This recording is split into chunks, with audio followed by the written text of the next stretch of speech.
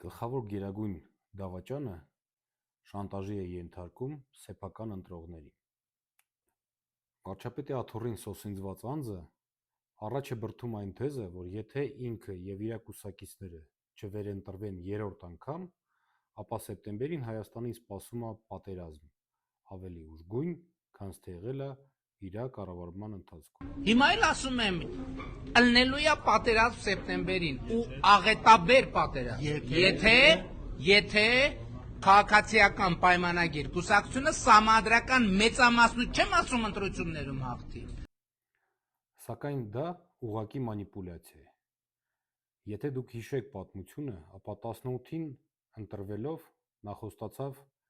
որ չի լինի պատերազմ եւ 20-ին եղավ արունալից պատերազմը։ 21-ին վերընտրվելով նա խոստացավ, որ այլևս պատերազմ չի լինի եւ 23-ին մենք ունեցանք հայաթափված Արցախը։ Եթե նա վերընտրվի 26-ին, ապա մենք կունենանք ավելի արունալից պատերազմ եւ կորուստներ Հայաստանի տարածքից եւ Հայաստանի Հանրապետության